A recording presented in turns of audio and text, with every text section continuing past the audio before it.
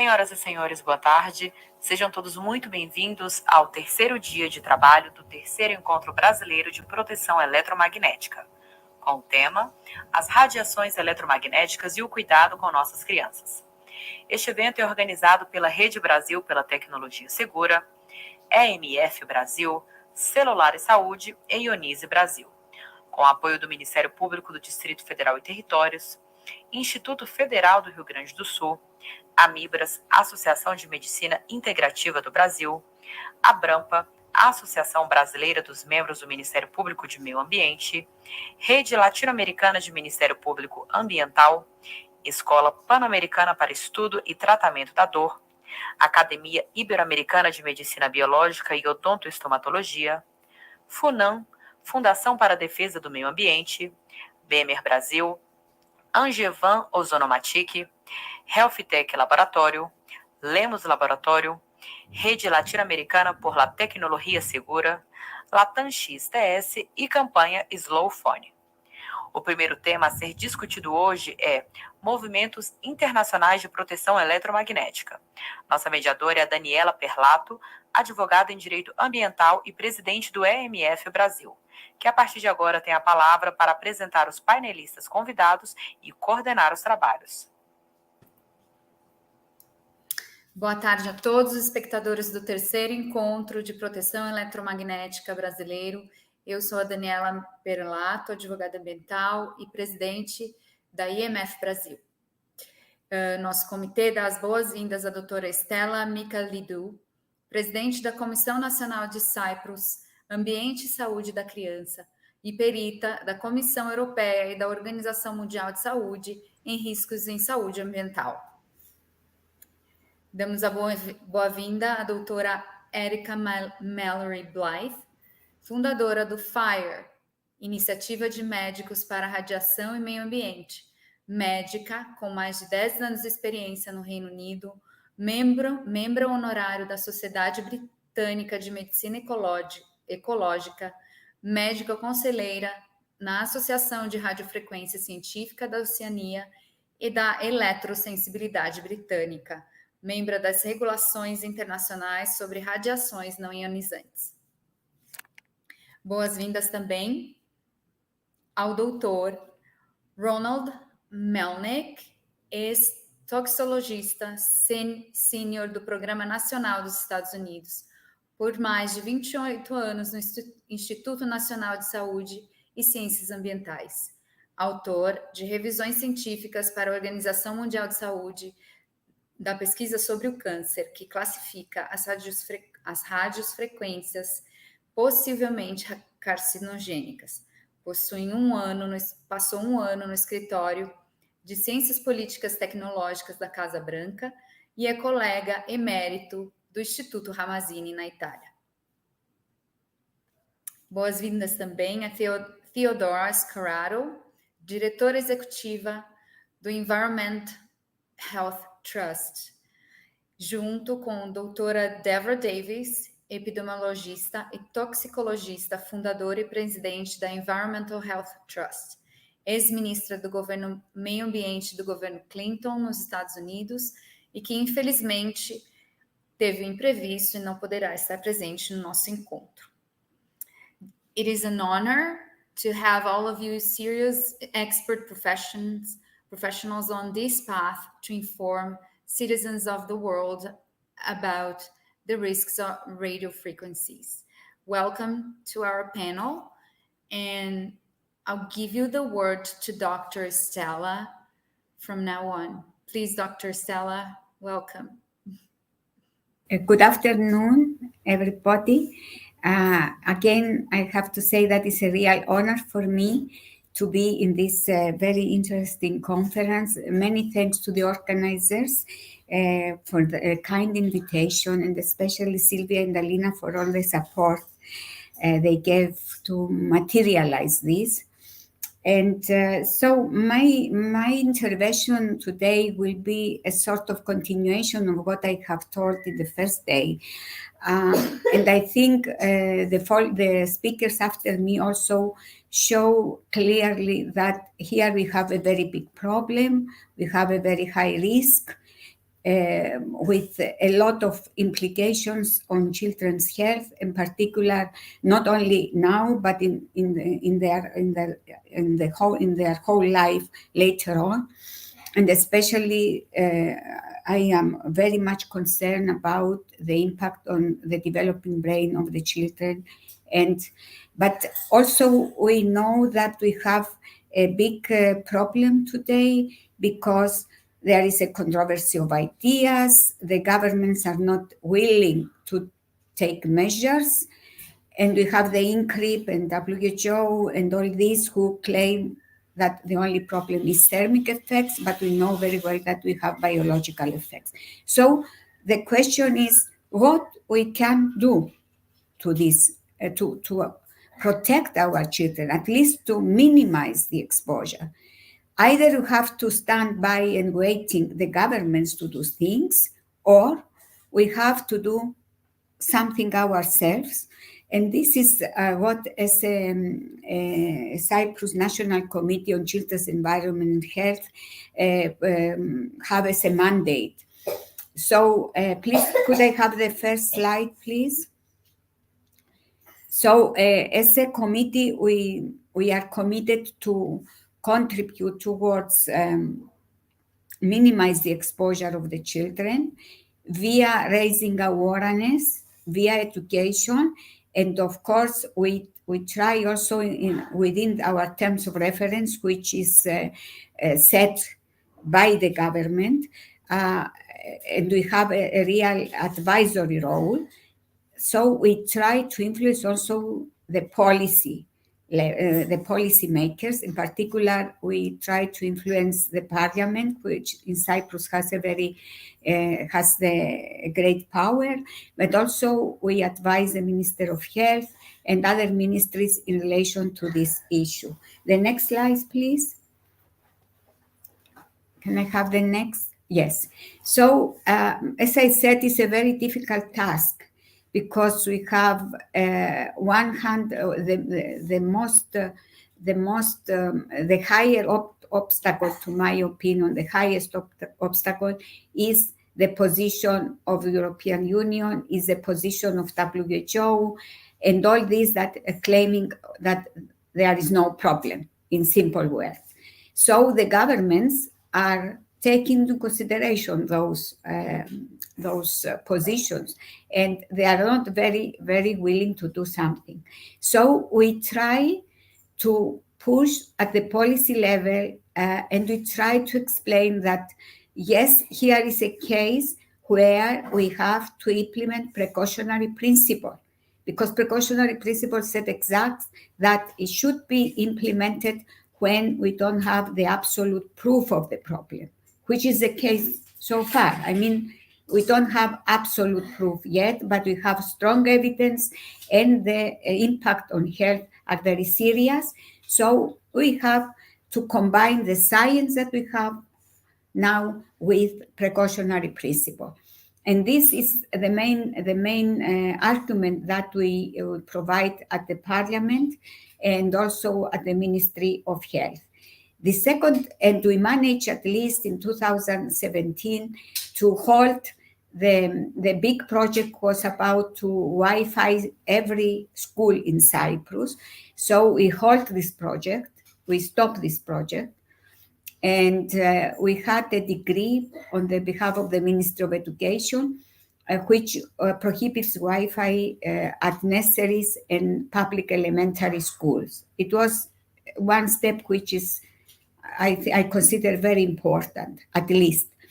In the same year, we have a Nicosia Declaration in Cyprus, signed by the Vienna Austrian Medical Association, the Medical Association of Cyprus, and our committee, where we raise all the issues.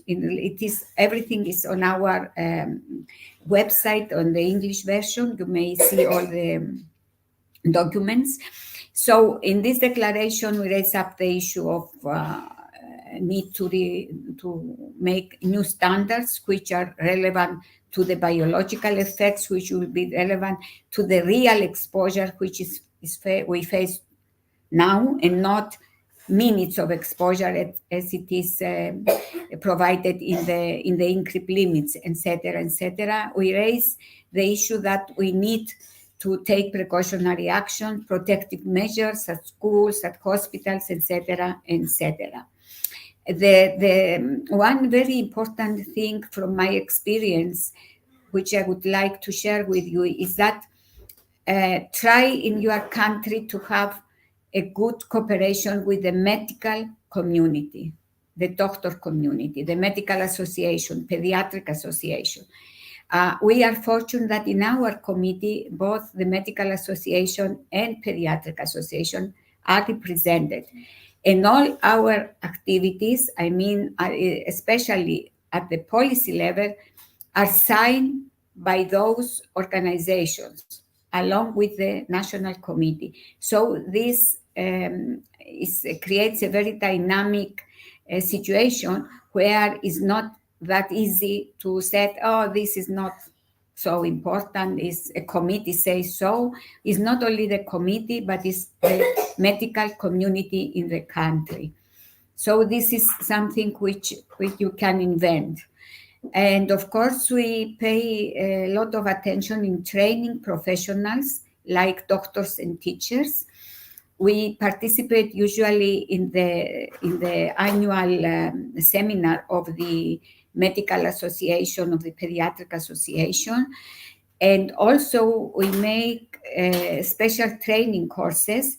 This year and the previous year, we are going to train all the teachers in the kindergarten, because we consider that it's quite important to start from that level, the education of the children.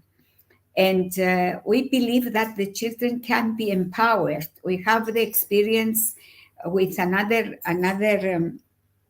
campaign that we make for the passive smoking some years ago, before we have law prohibiting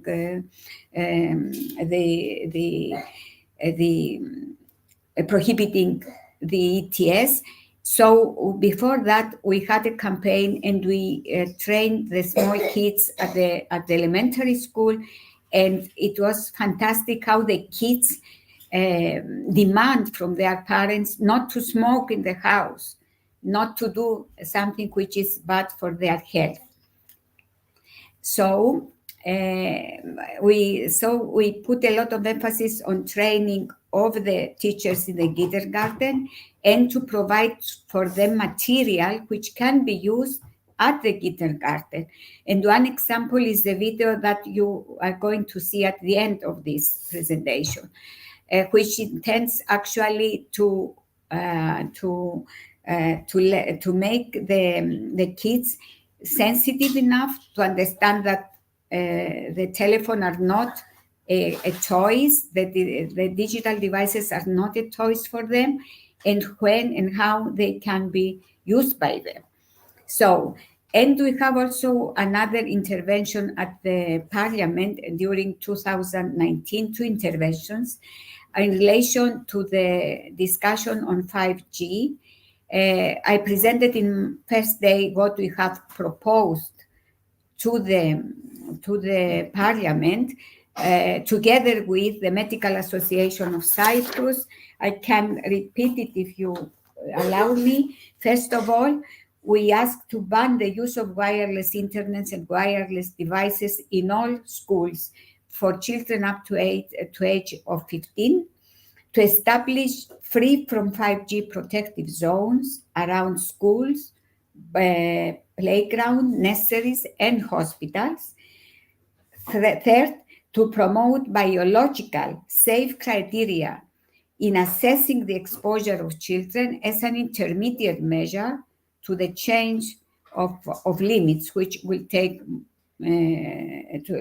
time and is very difficult to be decided, at least. And the fourth, we propose that the right to know for the citizens should be supported, and this can only be done by raising awareness, and that the responsibility for this campaign should be to the responsible for this campaign should be the medical association and our committee, so that we provide the people science-based, good information and good practices on how they can be protected. These were some of our activities. Can I have the next slide, please? The next, yes. Oh, the previous one, please. Sylvia, this one. As you understand, it's a very difficult task, and we use a lot of media actions and tools to achieve our target. And I would like to express my sincere thanks to Deborah Davis and Theodora and the Environmental Health Trust for all the support and the material they provide to us, and to the Baby Safe Project. As you can see, we issue a lot of leaflets, guidance leaflets in relation to radiation. We do seminar and training courses.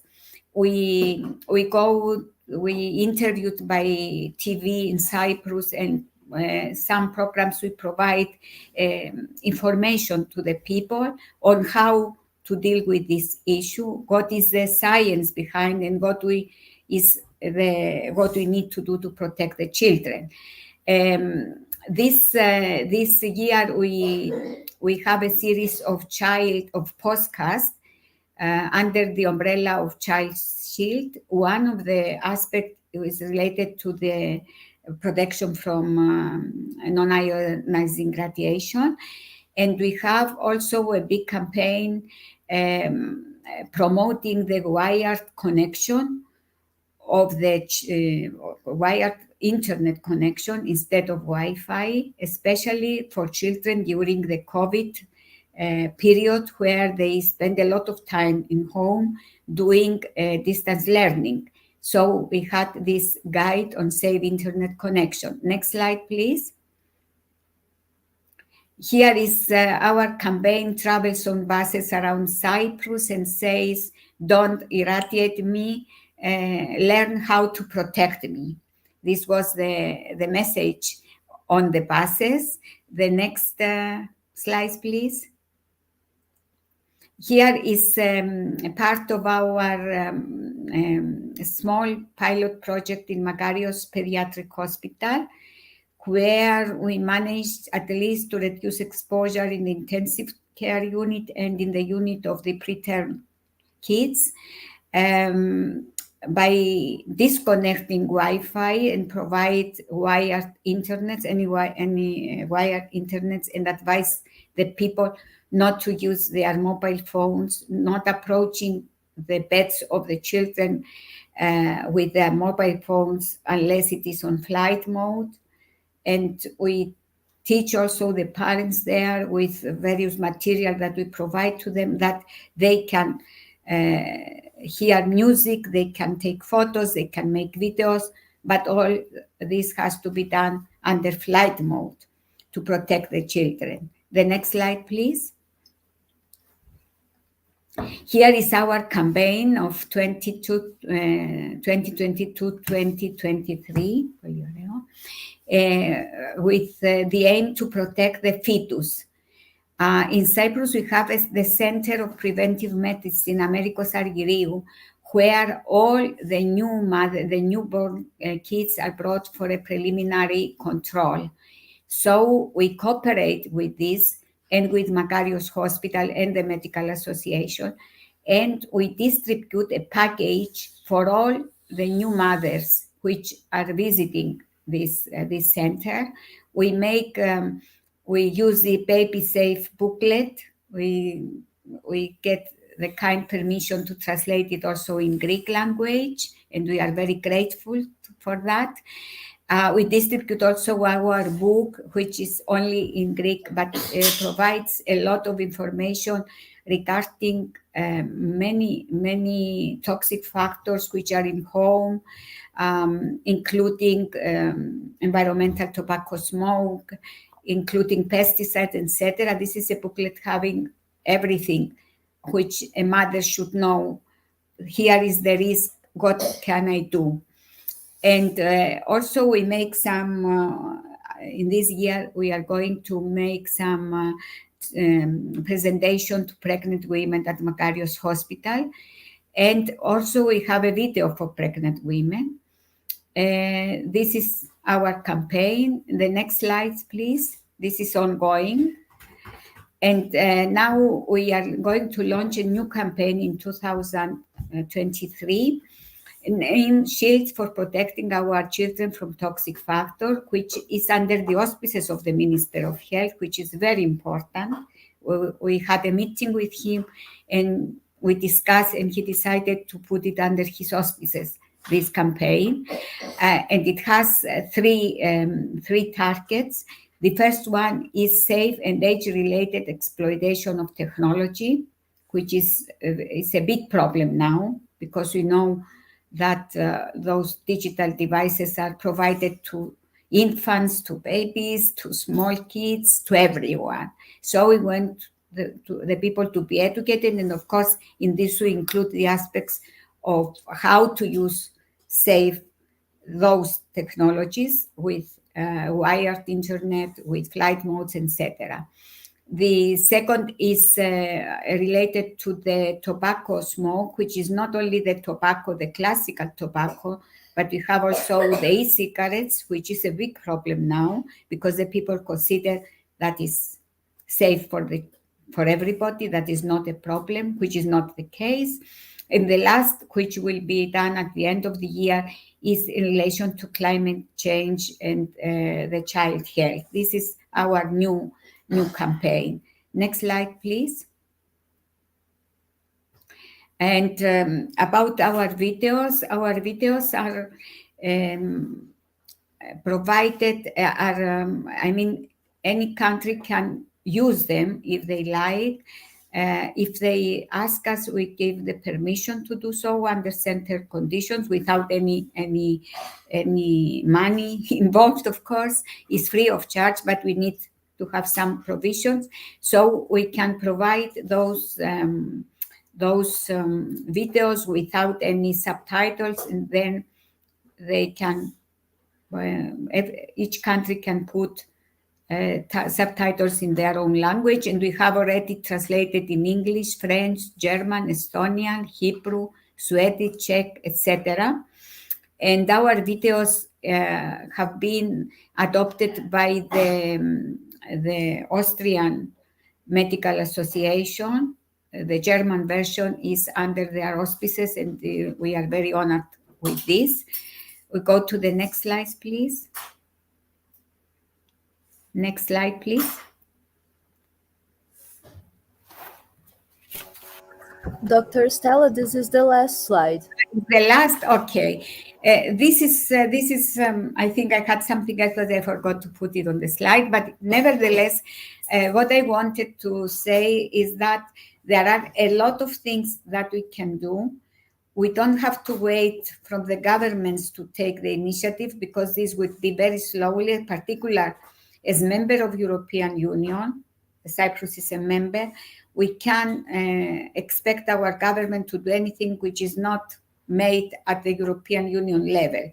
But we discuss at the Ministry of Health, and we propose that at least for the evaluation of the exposure of the children, we should use the biological relevant criteria, which we have, and that we should take any possible measure to reduce the exposure. This is the issue. And what we tell always to parents is that it's in your hands to do something, because the children, depending on their age, they spend 60 to 90% of their time in home and in school.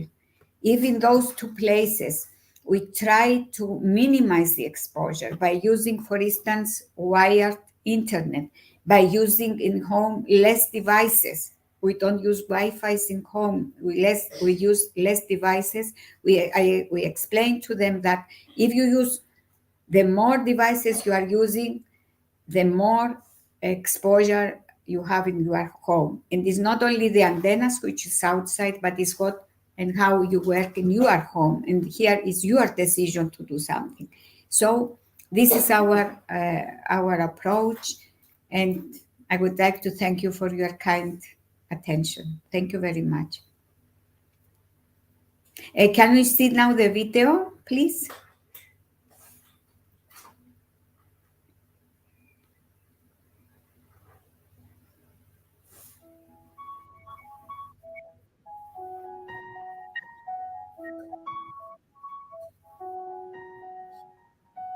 Τα νηπιαγωγεία, όαση προστασίας των παιδιών από την ακτινοβολία των κινητών τηλεφώνων, tablets και του Wi-Fi.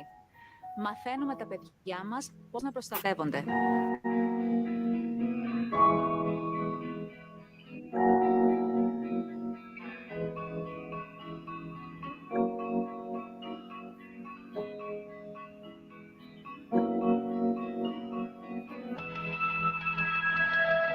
Αγαπημένα μου παιδιά, γιατροί και άλλοι επιστήμονες σε όλο τον κόσμο μας προειδοποιούν ότι η ακτινοβολία που εκπέμπουν τα κινητά, τα tablets και το Wi-Fi είναι βλαβερή.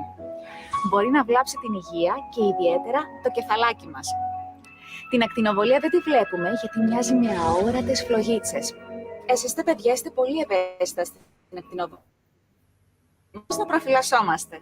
Όμως, κυρία, μετά πώς θα μπορούμε μέσω του τάμπλετ ή στο κινητό να δούμε τις φωτογραφίες και το βίντεο της γιορτούλας μας? Ξέρετε, η μαμά μου το θυμίζει. Μαριλένη μου, το τάμπλετ δεν είναι παιχνίδια. Τα παιδάκια δεν θα πρέπει να το χρησιμοποιούν ούτε ακόμη σαν τηλέφωνο. Και ξέρετε γιατί? Γιατί βγάζουν αυτές τις αόρατες και πολύ βλαβερές φλογίτσες. Την ακτινοβολία δηλαδή. Τα καλά νέα είναι ότι μέσα στο κινητό και το τάμπλετ βρίσκεται κρυμμένος ένας πολύ καλός φίλος που μπορεί να μας προφυλάξει. Είναι ένα μαγικό αεροπλανάκι που όταν το ανάβεις μπαίνει σε λειτουργία πτήσης. Δηλαδή πετάει και παίρνει μακριά την ακτινοβολία, τις αόρατες και βλαβερές φλογίτσες. Μόνο το αεροπλανάκι μπορεί να μας προφυλάξει από αυτές. Μα πού είναι αυτό το αεροπλανάκι να το ξεκινήσω? Εδώ είναι. Όλα αυτά τα κουμπάκια είναι φίλοι μας, να τα ανάψω? Όχι, αυτά δεν είναι φίλοι μας, γι' αυτό τα έχω σβήσει. Θα πατήσουμε μόνο το αεροπλανάκι. Να θυμάστε, όταν παίρνετε το κινητό ή το τάμπλετ, μόνο το μαγικό αεροπλανάκι πρέπει να είναι. Όλα τα κουμπάκια πρέπει να είναι εσά. Τι ωραία! Μπορούμε να δούμε τις φωτογραφίες, να ακούσουμε τραγουδάκια, μόνο παρέα με το φίλο μας το αεροπλανάκι που παίρνει μακριά τις βλαβερές φλογίτσες. Πότε χωρίς αυτό? Μπράβο, παιδιά μου! Πολύ χαίρομαι που από εδώ και πέρα θα προσέχετε τον εαυτό σας. Σβήνοντας όλα τα κουμπάκια και ξεκινώντας το μαγικό αεροπλανάκι, διώχνετε την ακτινοβολία. Έτσι προφυλάσσετε όχι μόνο τον εαυτό σας, αλλά και τους γύρω σας. Είμαι πολύ περήφανη για εσάς. Κυρία, στο σπίτι βλέπουμε και από το λάπτοπ βίντεο. Έχει και αυτό βλαβερές φλογίτσες. Ναι, αν είναι ενωμένο με το Wi-Fi. Όμως, παιδάκια μου, υπάρχει και εκεί ένας πολύ καλός φίλος. Ο Ether, το αλογάκι, ή αλλιώς Ethernet. Είναι και αυτό πολύ γρήγορο και συνεταιράκι με το αεροπλανάκι. Ο Ether είναι ένα μικρό καλωδιάκι που ενώνει απευθείας το λάπτοπ με το διαδίκτυο, χωρίς να χρειάζεται το Wi-Fi με τις επικίνδυνες φλογίτσες. Σβήνουμε το κουμπάκι του Wi-Fi και είμαστε αλείς με γρήγορο διαδίκτυο. Η Μανούλα και ο Μπαμπάκας μπορεί να μάθει πώς να ενώνει καλωδιάκι Ethernet στην ιστοσελίδα www.pedi.com.cy. Εμείς μάθαμε να προστατεύουμε τον εαυτό μας από την επικίνδυνη ακτινοβολία με τις βλαβερές φλογίτσες. Είναι εύκολο και μπορείτε κι εσείς. Φωνάζουμε τους φίλους μας, το αεροπλανάκι, το συνεταιράκι του, το Ether, το αλογάκι, και αυτά κρατούν μακριά από εμάς την ακτινοβολία. Αγαπημένοι μας γονείς, ζητούμε και τη δική σας βοήθεια για να ζούμε και να μεγαλώνουμε και στο σπίτι και σε ένα ασφαλές περιβάλλον χωρίς να χρειάζεται ακτινοβολία. Η υγεία είναι δικαίωμα, μη μας το στερείτε. Μετατρέπουμε το το νηπιαγωγείο και το σπίτι σε όαση προστασίας των παιδιών από την ακτινοβολία. Τα παιδιά μαθαίνουν να αξιοποιούν την τεχνολογία με ασφάλεια.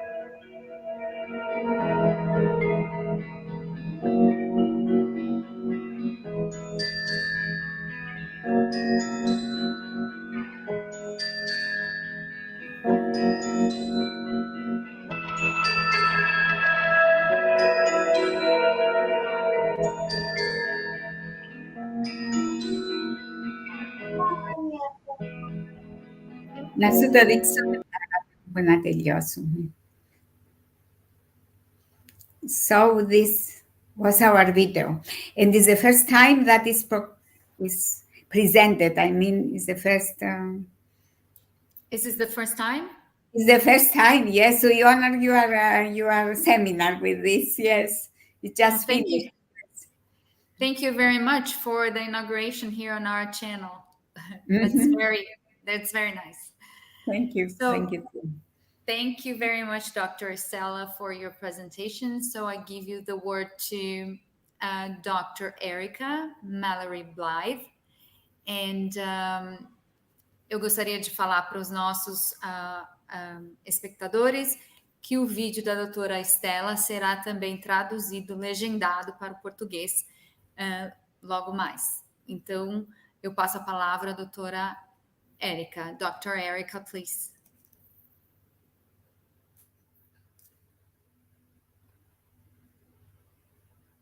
We don't hear.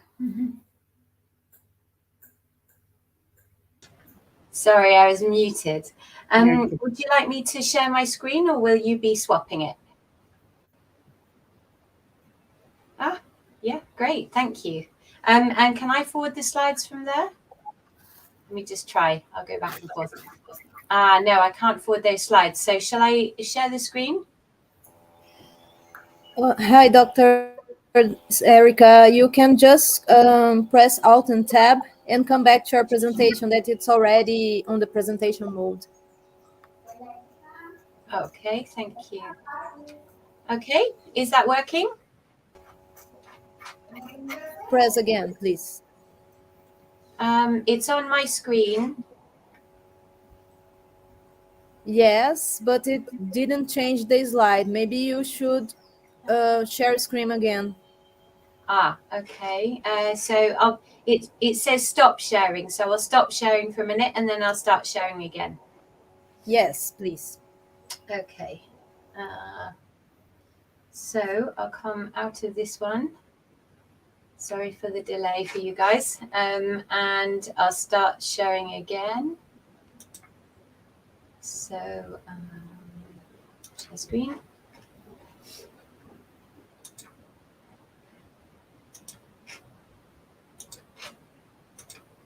Is that working for you now?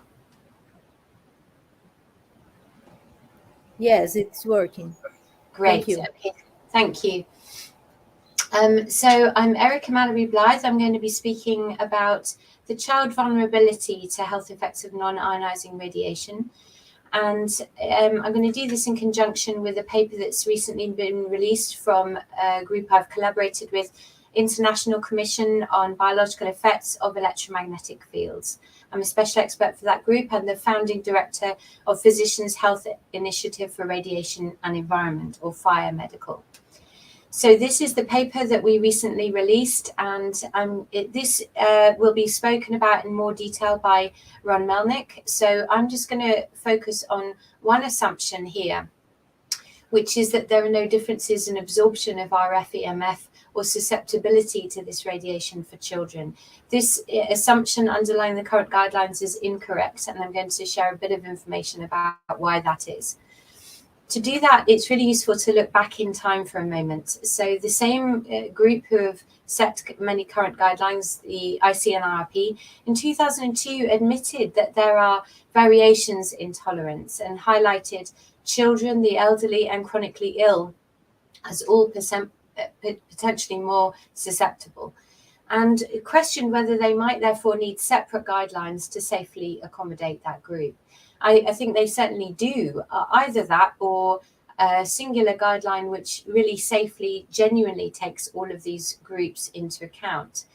But why did they abandon this really important concept? When you look at their fact sheet here in 2020, they admit that exposure values from adults have been used to set the restrictions for children.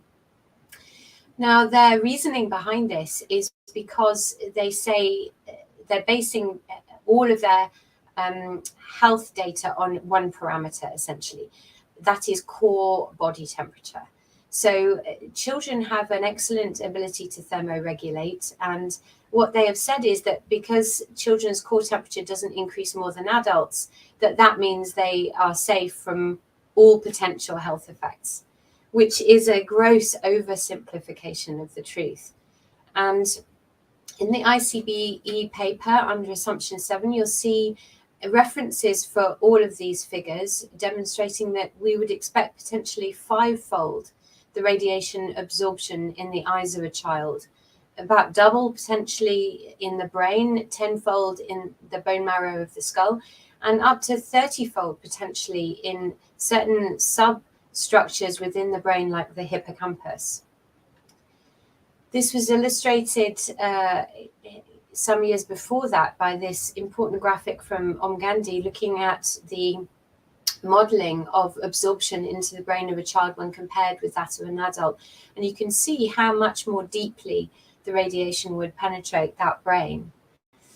So it's not simply about core body temperature. That would be a very insensitive measure of health in relation to these kind of radiation exposures. And we really have to take into account non-thermal effects that can happen at orders of magnitude below that heating level. Looking at the unique anatomy of children, as we've just done in those slides, but also the tissue dielectrics of children. For example, neonates have on average a higher water content in their brain. This could make their brain a more efficient microwave absorber. Unique physiology of children, they have developing systems which behave in many ways very differently to the more completed systems of an adult, particularly the neurological system, their reproductive systems, etc. They even have different types of cells in their bodies. I'll move on to that with my next slides. But before I do, I have to mention latency, which is, of course, a serious issue for children. Previous generations may only have been exposed in later life, whereas this current generation are exposed literally from conception. Now, when we think of something like carcinogenesis, which can have decades between the exposure and the manifestation of cancer, that becomes especially important in this group because they may be young adults or in the prime of their life at the point when those kinds of carcinogenic effects could manifest, overall increasing their risk. And this is just to remind that there are so many differences in their physiology. This is just one of them. Numerous studies have showed stem cells to be particularly sensitive to this kind of radiation. And here you can see the vast difference in the large number of stem cells present in a newborn when compared with an adult. So these are just a few of the disease endpoints, which I think are especially important when we're considering children. These first few are relating especially to the central nervous system, where we see a lot of these effects concentrated are all rising in childhood populations. And there's credible literature which makes connection with these kinds of exposures, particularly strong evidence when we look at reproductive damage, particularly male reproductive harm. There are many papers now looking at damage to sperm, but also potentially structure and function of the testis. Also, some papers demonstrating concerns with oocytes, and little girls are born with all the egg cells they'll ever have. So this is especially important. They can't make new ones. And if those eggs are damaged at any point before reproduction, not only could that have an effect on their fertility, but also potentially cause damage that may manifest in their offspring. Leukemia was previously the leading cause of cancer death in children. And this is the literature here is more focused on effects linking with extremely low frequency ELF, but we must remember that the current communications frequencies in the radio frequency range are pulse modulated at ELF. And importantly, the next on the slide, brain tumors, this has been very much linked with radio frequency communication apparatus, and particularly glioblastoma multiforme and acoustic neuroma. There's some evidence that these are arising more in the younger populations, and the concerns raised by the human epidemiological data have really been corroborated from prestigious groups like the National Toxicology Programme and the Ramazzini Institute, when you look at the large-scale animal studies demonstrating the same cell types of tumour in those groups.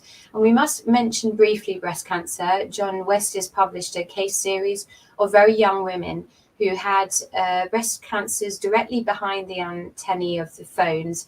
These were very aggressive tumours, and he felt that there was very likely a causal link between carrying their phones in their bra and the breast cancer that was detected. Electromagnetic hypersensitivity is primarily hallmarked by symptoms focused in the central nervous system again, headaches, insomnia, tinnitus, cardiac palpitations, and links in with the early points on this slide as well. And when we keep seeing these neurological effects, it's important for us to have a look at how robust that is in the literature. And I'll mention this from Henry Lai, published under the umbrella of the Bioinitiative report, showing 244 out of 336 papers. Very high percentage here showing effect, not just in human groups, but also in animal groups. And this is really important, especially when we look at electromagnetic hypersensitivity, where sometimes it's claimed that these effects might be somehow psychological. Obviously, animals can't be reading newspapers and scaring themselves about the effects of Wi-Fi or cell phones. So this gives us some idea of the consistency of these neurological effects. And we also have valid mechanisms, so some level of coherence with laboratory findings. You can see here, this is focused on data from this ICBE publication that I cited at the beginning of my talk, 124 out of 131 studies. That's 95% showing effect in terms of oxidative stress from these kinds of exposures. So it's been really well validated as a mechanism. Some would say indisputable at this point.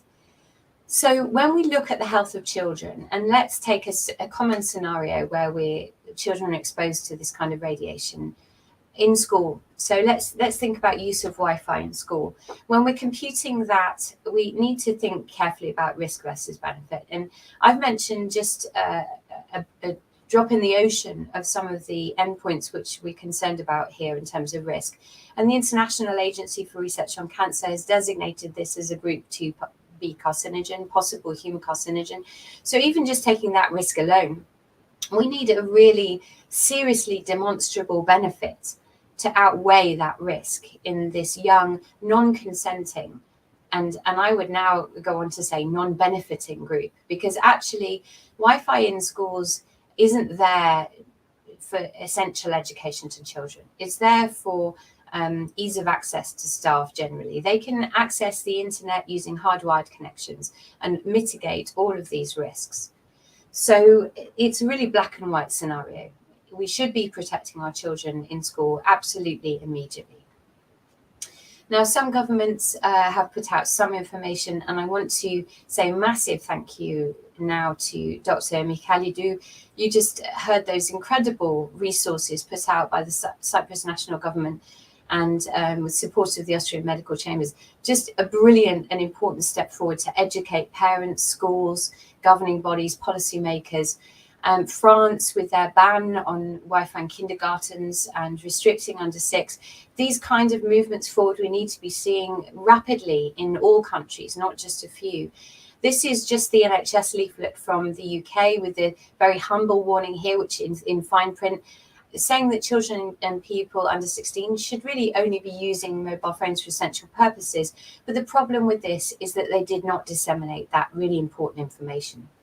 It's been around for years, but they didn't provide this for children, their parents, or their teachers. And some schools are actually prescribing homework on smartphones. And of course, if we're going to caution against phones, we must absolutely be doing the same for tablets, which can have a comparable or even in some cases higher specific absorption rate than a tablet. So we need to see consistency about this advice. Now, it's sad and embarrassing that we often see health protection move more rapidly in courts of law than we do through health advisory or protection agencies. And that's certainly what we're seeing here. Multiple cases have now been won internationally, for example, demonstrating causality between mobile phones and brain tumors and allocating compensation there. And we are also seeing successful legal actions internationally on disability, showing electromagnetic hypersensitivity as a disability for multiple groups. This is one legal case in the UK where a child is found to be disabled by EHS and low EMF accommodations mandated for that child in school. So there is some movement forward, but it's not fast enough to protect health in a responsible way. And here are some of the points that we are asking for more generally in the summary of our paper with ICBE. We're looking for independent assessment of the effects and risks of RF with a thorough review, including recent evidence. Legitimate safety limits need to be devised. The public should be informed immediately and given information on how to reduce their personal exposures.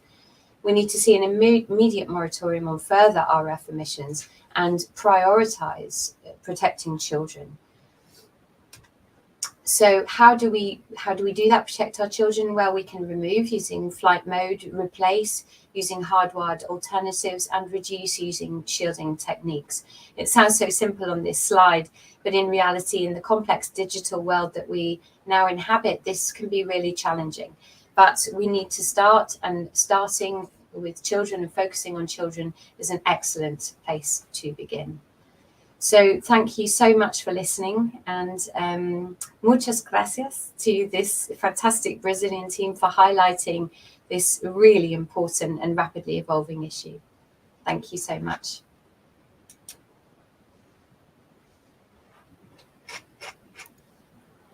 Hello, Dr. Erica. Hi there. I've stopped sharing my screen and I can see you guys again. Okay. Thank you, Dr. Erica, for this amazing presentation. Daniela, can you continue? Yes, so thank you very much, Dr. Erica. I guess I'll pass the next word to Theodora Scarrato, please. Actually, it's Ron Melnick. Yes, correct. I'm sorry. So I give the word to Dr. Ronald Melnick. Okay. Please. Yeah. Okay. Good afternoon from here. Good afternoon. I want to thank the organizers, especially Eileen and Danielle, for inviting me to participate in this important meeting. I'm trying to show my slides. Oh, okay, here they go. Thank you. I'll be talking about the exposure limits that have been developed by the two agencies, one, International Commission on Non-Ionizing Radiation Protection, which sets limits that are followed by most of the nations of the world, and the Federal Communication Commission, which sets the limits for the United States.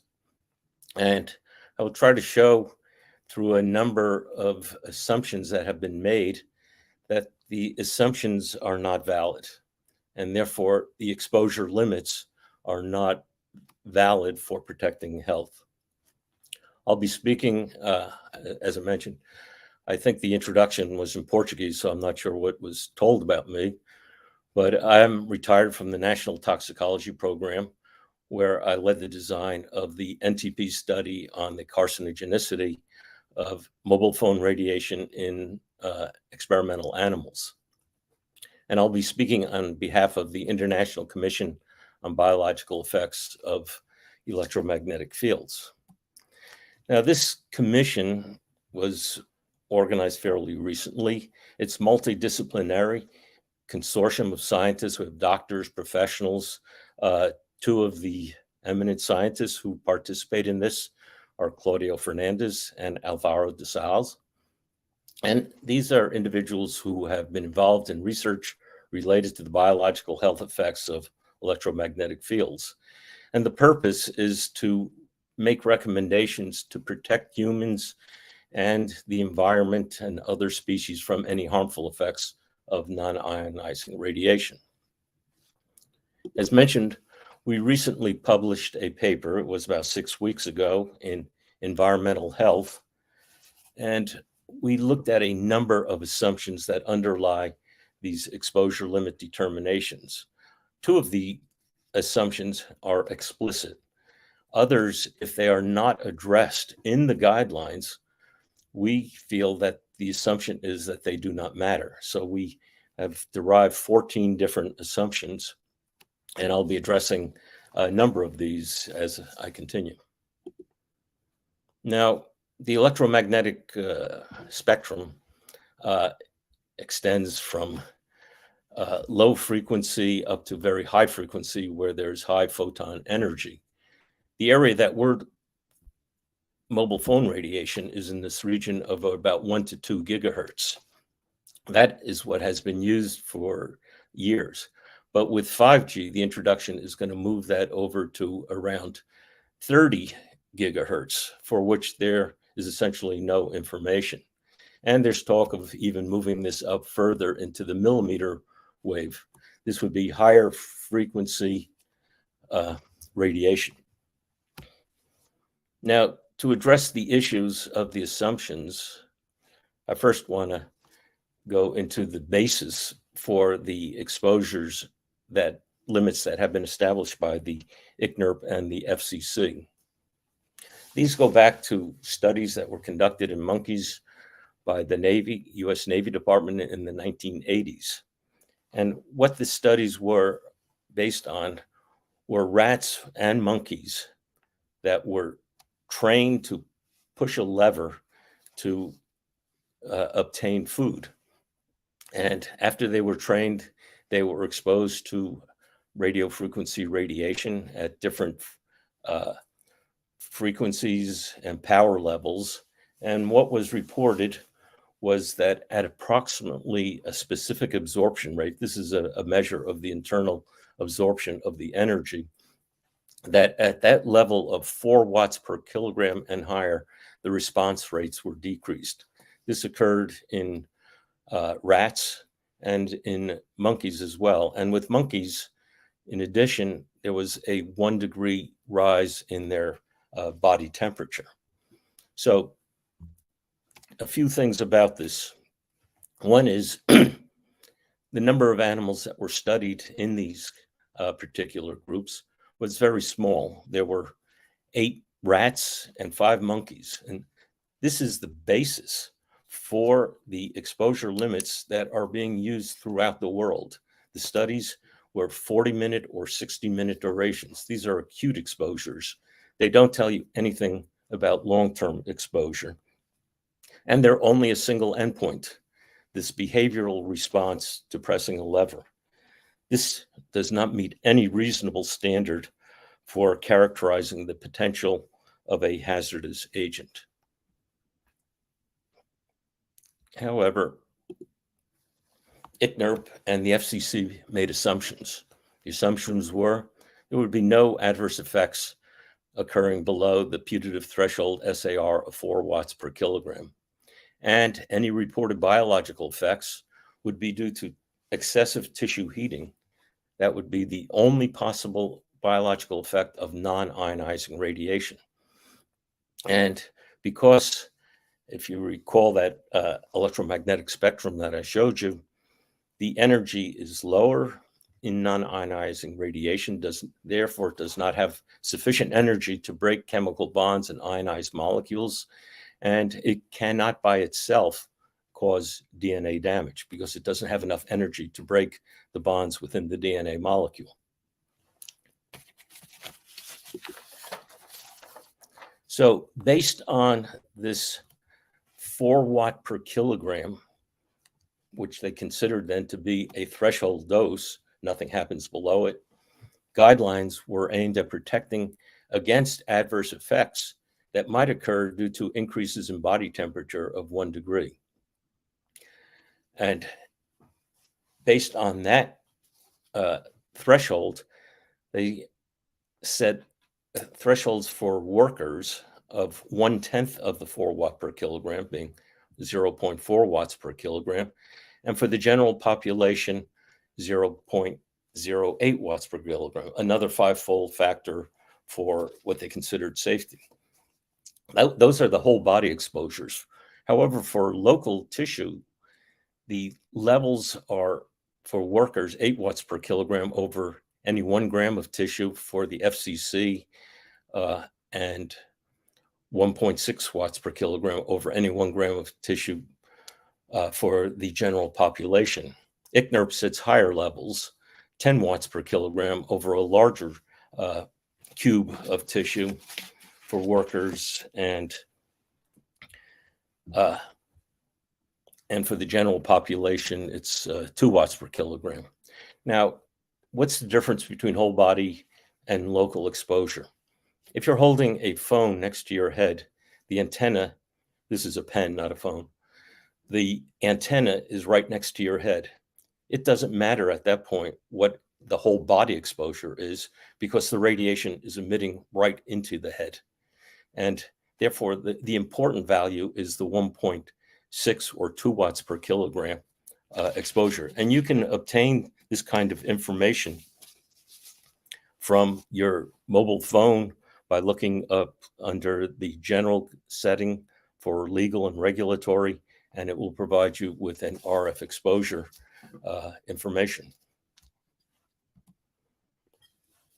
In the United States, the FDA was concerned that maybe the guidelines do not protect from long-term exposure, only protecting from acute effects from thermal effects.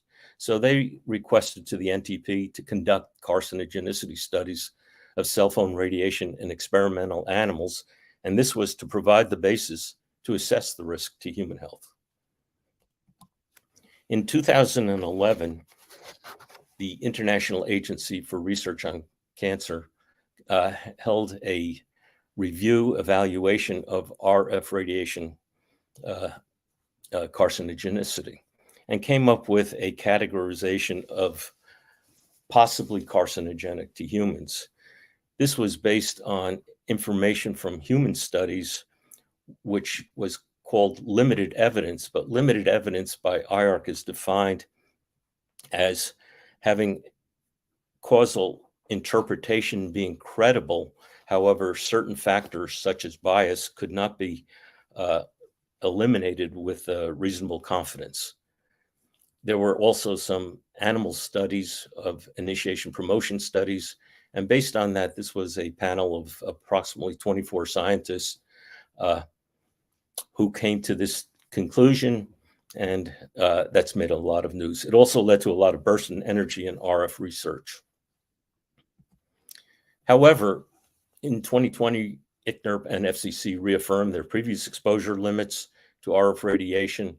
And this, as I mentioned 6 weeks ago, the ICBE EMF published their paper. The paper began more than a year and a half ago to examine the exposure limits in relationship to the vast number of studies that have been conducted over the past 25 years. And now we're challenging the validity of the assumptions that underlie these exposure limits. So just a brief look at some of the epidemiology studies. There have been a number of case control studies. At the IARC meeting, there had been studies conducted by Hardell and his group in Sweden and showed that there was a twofold risk with 1,640 hours of use. Ipsilateral means that the tumor and how the individuals held their phone were on the same side of the head. And you can see that there was now a threefold increase. Interphone was a multinational study conducted under the IARC support, conducted in many countries. And it also showed a significant increase, a 40% increase with 1,640 hours of use. And the ratio approximately twofold for ipsilateral with the tumor and the side of the head that the phone had been held was up to 2. Since IARC, there have been additional studies conducted. A French national study showed essentially a 3-fold increase in risk with 896 hours of use. And you might imagine that this is not large compared to what people have been using phones over the years. There have also been multiple meta-analyses. These are studies which combine various studies to look at the level of risk. And it shows approximately a 2-fold increase in risk with a 2.5-fold increase in risk for same side of head, ipsilateral. Other tumors have also been reported. This is the data for glioma, but another tumor was acoustic neuroma, which another name is vestibular schwannoma. And it's important because of the cell type that I'll talk about in a couple of minutes. And thyroid carcinomas are also starting to show up. And part of the reason for this is that the antenna has moved down to the lower part of the phone, and we're starting to see increases in thyroid carcinomas. Now, as I mentioned, the putative threshold for effects are at this SAR of 4 watts per kilogram. However, there have been a number of studies that have shown effects, adverse effects below this threshold of 4 watts. And these are with extended durations of exposure. These are not 40-minute or 60-minute exposures. The carcinogenicity has been demonstrated in studies conducted by the National Toxicology Program and the Ramazzini Institute, showing an evaluation that indicated clear evidence of carcinogenic activity for the heart. And these were schwannomas, with some evidence for the brain gliomas. There were also pre-neoplastic lesions. These are focal hyperplasias, increase in cell numbers in a focal spot in the heart or in the brain, which also contribute to understanding the basis for the development of brain or Schwann cell tumors in the heart. These are the same cell types then that have been identified in the epidemiological studies that I mentioned previously. Other effects include cardiomyopathy, damage to the heart muscle, sperm damage in humans and animals, reduced sperm motility and sperm count, altered sperm morphology, increased permeability of the blood-brain barrier. And in fact, even before 1990, there were behavioral studies conducted over a longer term, over 90 days, that showed effects at SAR values between 0.1 and 1.2 watts per kilogram. So obviously, the 4 watt per kilogram is not a threshold exposure or dose. Another claim is that there's no mechanism, and therefore, if there's no mechanism, how can this operate? Well, as mentioned by Erica a couple of minutes ago, oxidative stress has been observed in more than 100 studies at SAR values less than 4 watts per kilogram. Oxidative stress is an important endpoint. This is an increase in reactive oxygen species that can cause gene mutations, and it's also characteristic of many human carcinogens, including asbestos and UV radiation. There have also more than 150 studies demonstrating genotoxicity, damage to DNA at non-thermal exposures. And there are synergistic effects with co-exposure to other environmental agents. That is, you're not just exposed to RF radiation by itself. There are other chemicals which can have an effect, and the RF radiation exposure can exacerbate that effect and lead to an adverse effect, which needs to be considered in setting exposure guidelines, but it's also part of a mechanistic understanding of the effects of RF radiation. The guidelines are based strictly on an SAR value, and for both of the FCC and ICNIRP, they're based on frequencies up to 6 gigahertz, but they're averaged over 6 minutes and 30-minute intervals. And when you average, you don't capture the unique characteristics which can demonstrate bioactivity when there's a pulsed wave. So this is the carrier wave, which is a continuous wave, but it may come out as pulses, or it may come out as a modulated wave, shown here, which can have totally different bioactive characteristics than simply SAR, which is a heat-based determination. There's also sensitivity and susceptibility to effects that can vary in humans. Erica talked about electromagnetic hypersensitivity. There are a number of susceptibility factors: age, genetics, health status, and exposure to other occupational exposures, chemicals. Also for children, as mentioned by Erica, and I think I'm showing the same figure from Gandhi, but you can see that there's more absorption with children than with adults. It's deeper penetration in the brain of children compared to adults. The brighter colors indicate higher exposure absorption. Also, developing organs are more susceptible to tissue damaging agents. And with RF radiation, the term of exposure could be lifetime, starting from actually in utero through the entire lifetime. Now, as I mentioned, the safety factors were applied to a putative threshold to determine what would supposedly be protective for workers in the general population. But if 4 watts per kilogram is not a true threshold, which it isn't, then setting safety factors to a non-threshold makes no sense. Agencies that are aimed at protecting individuals and populations from hazardous agents apply numerous safety factors for extrapolating animals' data to humans, for human variability, from short-term studies to lifetime, or database insufficiencies. All of these pertain to the basis for the exposure limits for RF radiation. So to be consistent with other approaches used by health agencies, a large adjustment factor would be needed. And when you have a large adjustment factor that's needed, this demonstrates that the exposure limits are relying on studies that are just simply inadequate for setting protective exposure limits. Another factor is the guidelines ignore any effects on wildlife.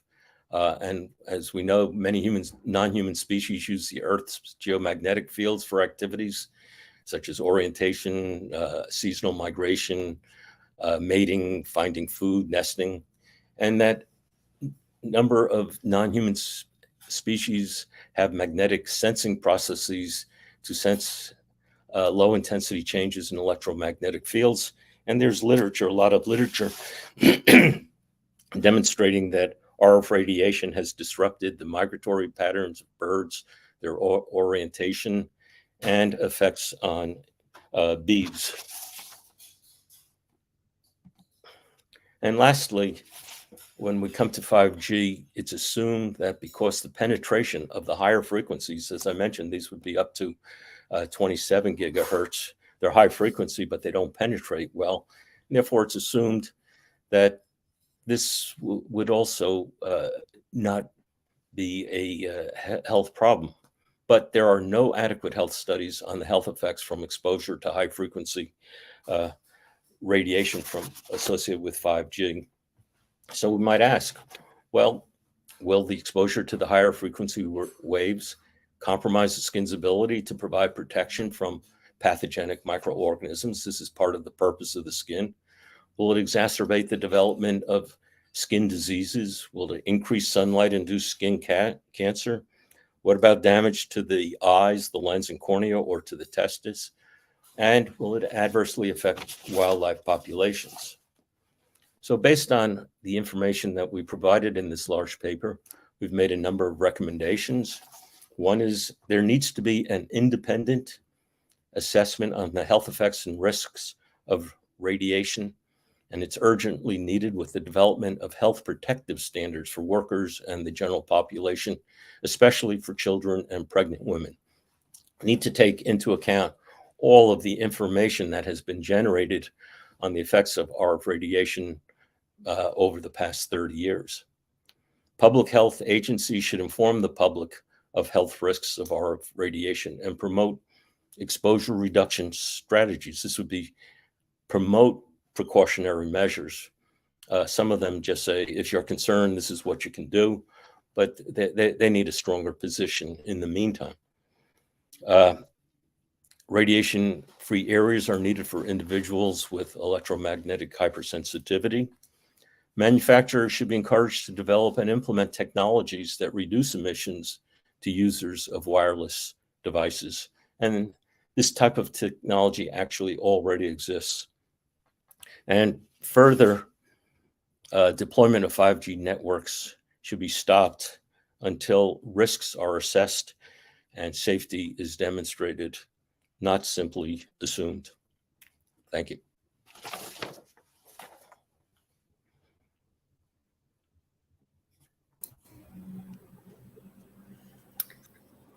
Thank you very much, Dr. Ron, for your lecture. It was great. Thank you very much. And so now I'll give you the word to Theodora from Environment Health Trust. Hi, Theodora. Hi, thank you so much. I'm honored to be here and really honored to be speaking after these excellent presentations. Dr. Deborah Davis is unable to be here today and sends all her appreciation for the work that's been going on with your organization.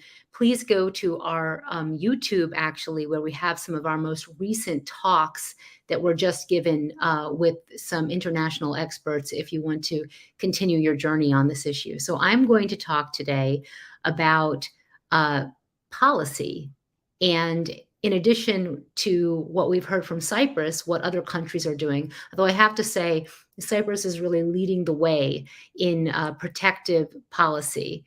So let me share my screen.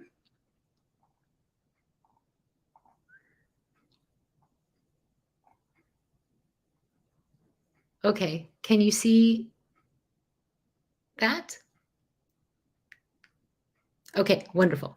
Thanks. So what are countries doing? I'm also going to talk about what some updates from the United States that have just been happening yesterday.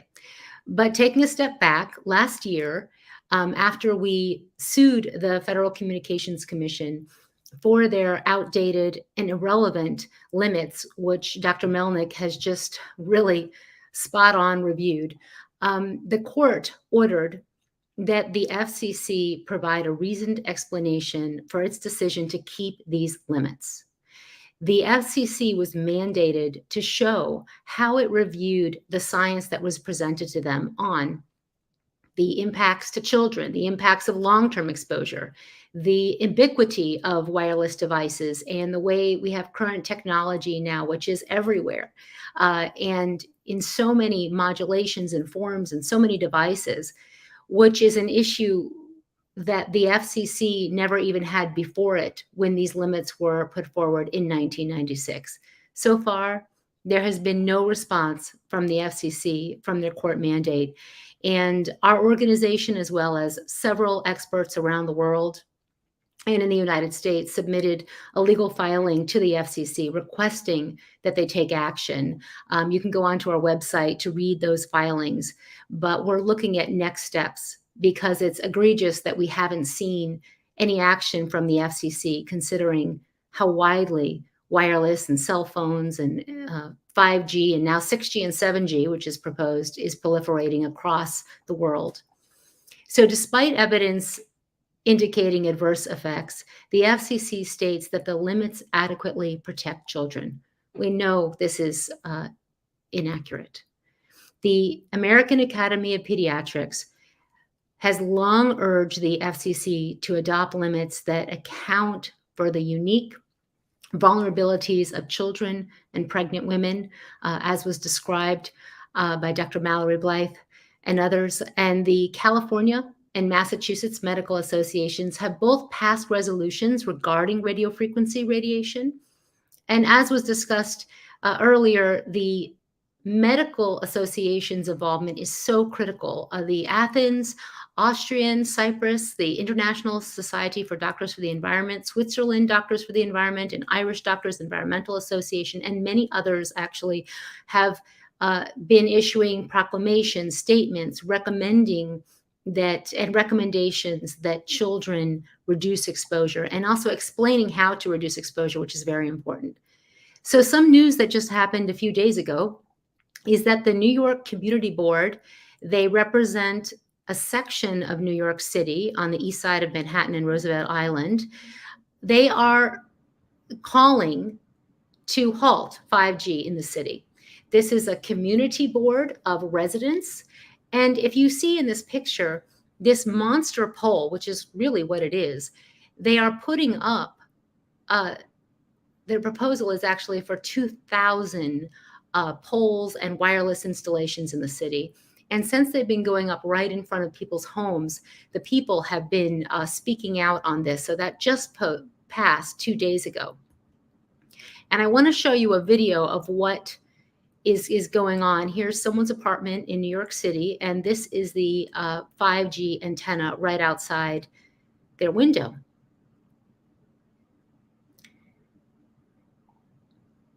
And let me go to the next slide. So the towers are 32 feet high. They also have advertising screens, which is also a really important issue related to this technology rollout. And there's been a complete lack of transparency in the city. We've requested the radio frequency radiation reports to know, are these compliant? What will the values be, the measurements be for the amount of exposure inside buildings and so forth? And we have yet to receive those. People who request that information are not being provided that information in New York City. And that despite the continued research by experts around the world, including the work by the Environment and Cancer Research Foundation, Tarmo Koppel and Dr. Leonard Hardell. This is an image from one of their papers, which you can go online. They have several exposure and measurement papers they've been doing related to 5G small cells, as well as antennas in front of apartments.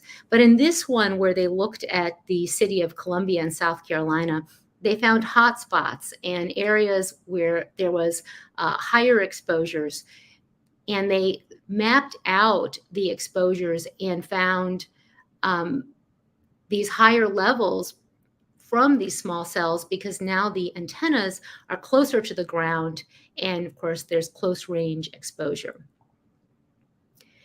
In contrast to the United States and many countries that have adopted ICNIRP limits with no protections, there are many countries that have identified schools and kindergartens and homes as sensitive areas.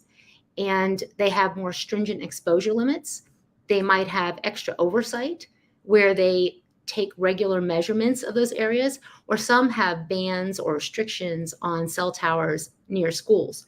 Now, that does not mean that safety is assured by the current laws that are in place, because even these do not adequately address a lot of the issues that have just been presented in terms of impacts. However, they are far more protective than other countries that have simply adopted ICNIRP limits with no restrictions on antenna placements. Now, the New Hampshire Commission on 5G Health and Environment was formed by a bill that passed in the state of New Hampshire. And I wanted to share their recommendations because they really are a roadmap forward. And in fact, they are quite comparable to what Dr. Melnick has just presented from that incredible and important paper. But I wanted to just ensure that everyone was aware of these recommendations, because it's really a blueprint by a body of the state that investigated this issue. So the commission met for a year. They had presentations by many scientists from around the world, including NIH, And they issued 15 recommendations to the state of New Hampshire to protect the public. I'm only going to present a few of these today.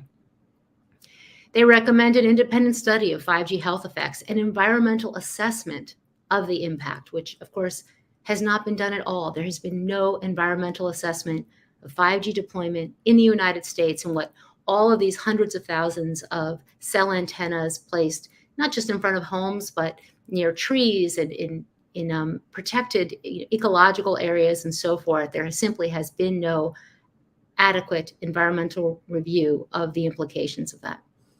They recommend that federal agencies with ecological knowledge develop radio frequency radiation limits that will protect the trees, plants, birds, insects, and pollinators. There are no federal safety standards, not in the United States or anywhere in the world, that have been developed, designed to protect flora and fauna. They recommend that wireless infrastructure be set back 1,640 feet from schools and homes.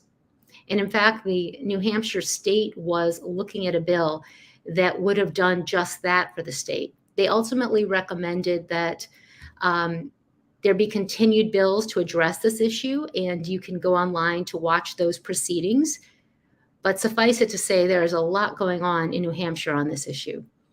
They recommend software changes to reduce radio frequency radiation into the body, and that there be multimedia campaigns by health agencies to educate the public on how to minimize radio frequency radiation, especially for infants, newborns, and pregnant women and children, just like what is happening with Cyprus. So we already have this fabulous model, and it really needs to be everywhere, worldwide.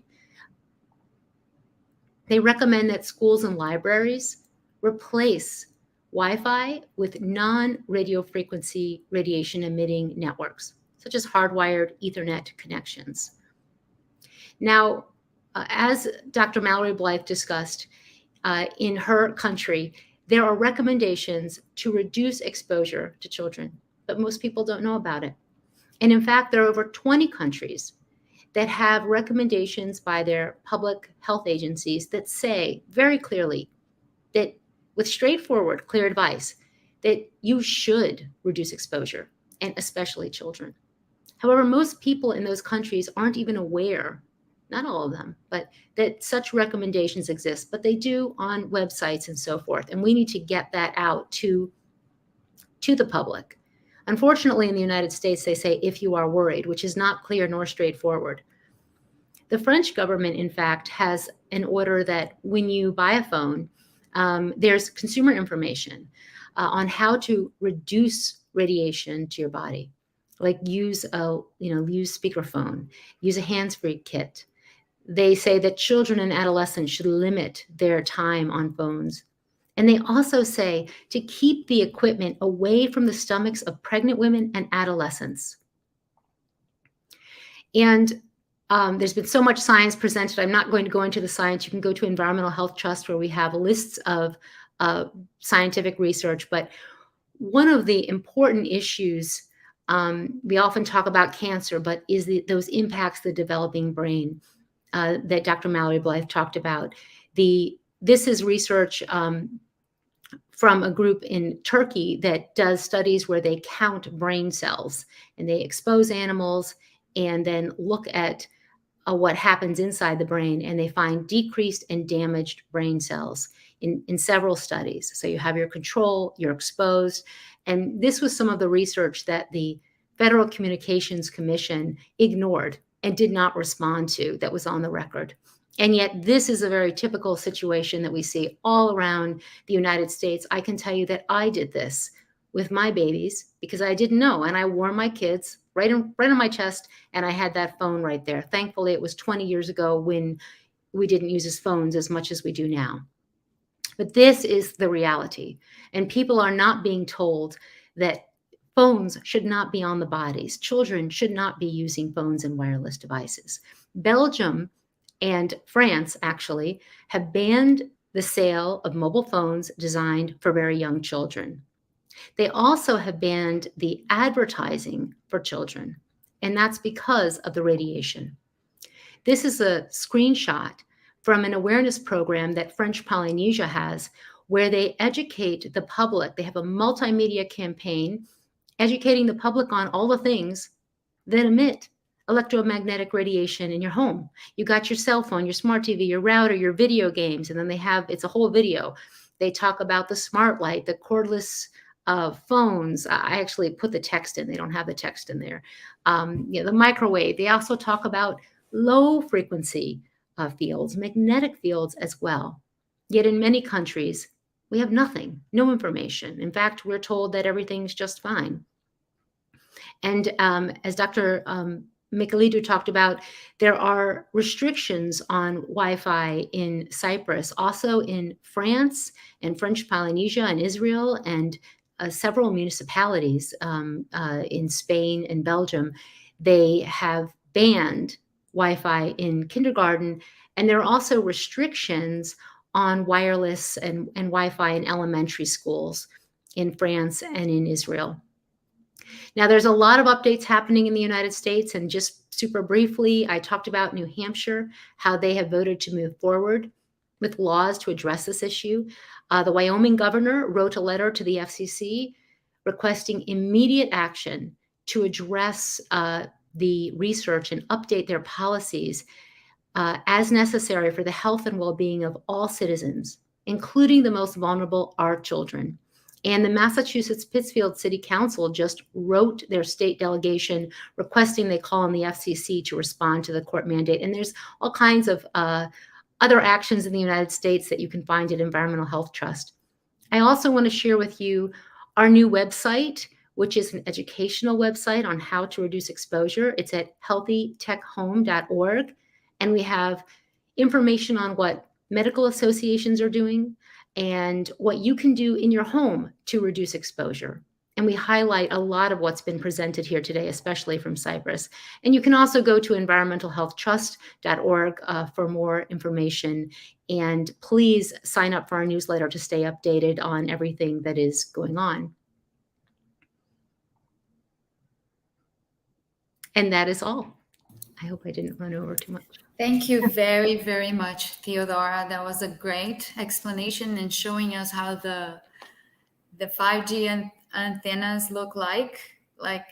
They're huge. I thought they were going to be very small. Not the size of pizza boxes, as industry states. Wow. They're called monster poles in New York because they are literally 32 feet high and they are gigantic. Yes. Okay, so I'm going to call for the questions. And so we're going to go. So I call all the other lecturers as well. Please, Aline, could you put them back on the screen? And then, here the questions are coming. Marisi, she asks, does electromagnetic pollution dehydrate the brain? This question is for Dr. Ron. I haven't seen anything of that sort, but I don't know if it's really been looked at per se. Obviously, you can't do it in humans, and it could be done in animal studies. And in the histopathology that was done on animals, I don't recall any comment to that nature. So I don't think it would happen, but I haven't seen any specific data that would answer that question.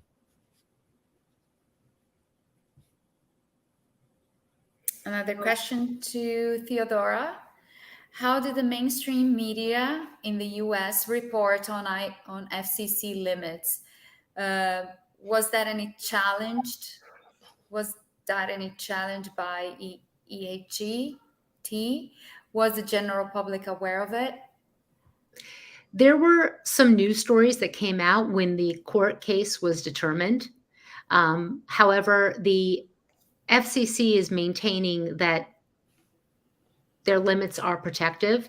We just had some our investigative reports by ProPublica. You can go online and search ProPublica FCC Wireless, which is reporting how the FCC has not adequately addressed these issues, especially the National Toxicology Program results. So it's been a challenge, but New York is raising the issue in the media because it's New York currently. So, so you're talking about the awareness of the people in New York, right? Correct? Well, the fact that it is New York where people are saying we don't want this is raising the attention countrywide. And I think that will continue. But the FCC court case got a lot of press, but then it goes away. And then there's a lack of awareness by much of the public in the United States. There's a lot to be done on that issue. Right. Here, another question from Rosia Estela Horta. Is it contemplated to regulate the emissions that come from neighboring houses, where in fact, from my point of view, is trespassing on your property? Who could answer this question? Would you like me to repeat? I would say it's not contemplated because they're not addressing the basic issues that currently exist. And we know that there are emissions coming from neighboring houses, but based on the limits that exist at the current time, there is no action at this point of emissions from one house affecting their neighbors. I think that's an especially important issue for people with electromagnetic hypersensitivity and potentially other disease endpoints which are linked with EMF, where people should, in terms of human rights, etc., have a right to refuse exposure in their own premises, and it is incredibly difficult to achieve. I do know that some people have at least begun litigation headed in that direction, but to my knowledge there's been no completed litigation.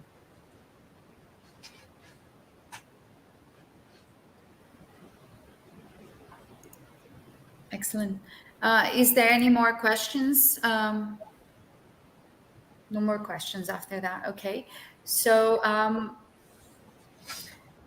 so I guess we could end the presentations, and I would like to thank you all very, very much for your time, for your disposition to be here on this event in Brazil. We also have a lot to do here, and in terms of information and getting people awareness around this subject and how important it is to know what the real effects are on a long-term exposure from electromagnetic fields and radio frequencies. So thank you very much, Theodora. Thank you, Dr. Stella. Thank you, Dr. Ron. And thank you, Dr. Erica, once again. Gracias. Muito gracias. Thank you. Muito, I would like to repeat, muito obrigada.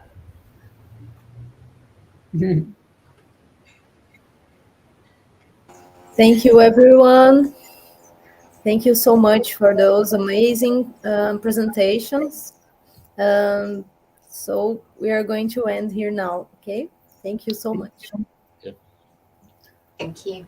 So long.